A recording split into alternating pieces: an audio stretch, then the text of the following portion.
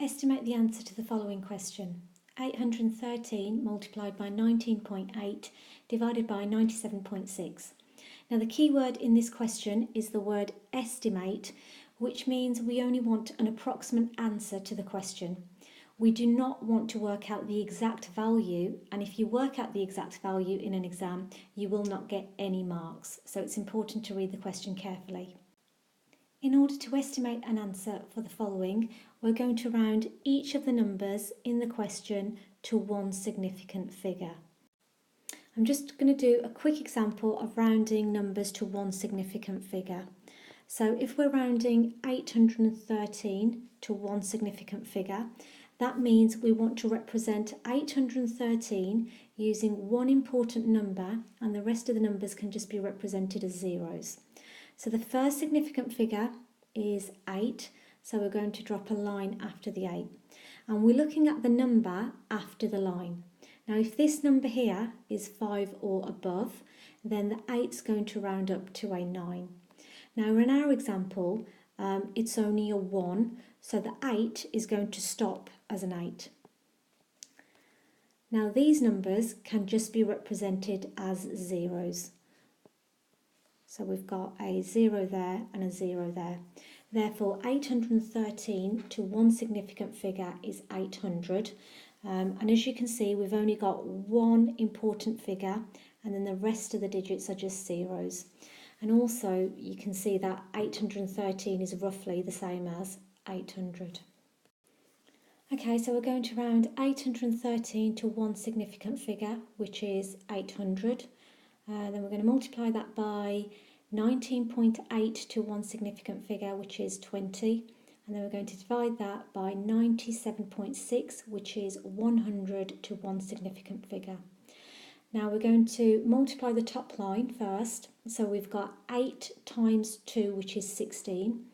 And if we just count the zeros, so we've got 1, 2, 3 zeros. So I'm going to put 3 zeros after the 16. And obviously that's still divided by 100. Now using place value, I can work out 16,000 divided by 100, which is 160. Now obviously if you need to use your place value table to divide by 100, then obviously you can go ahead and do that.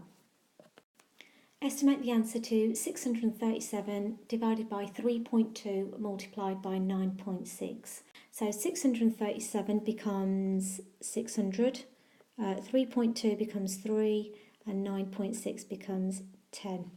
Okay, so from there I need to work out what this bottom line is. So obviously we've still got 600 at the top, and at the bottom we've got 3 times 10, which is 30. Now from there we've got 600 divided by 30. Now this doesn't mean we need to draw a pizza and cut it up into 30 slices. So if you don't know how many 30s go into 600, we can change this fraction here into another fraction which is a bit more manageable. So what we're going to do is we're going to rewrite this fraction using equivalent fractions. So we've got 600 over 30. Now because I don't know how many 30s go into 600, I'm going to change this 30 into something a bit more manageable, and I'm going to change it so we're dividing by 3, because I can draw a pizza and divide by 3.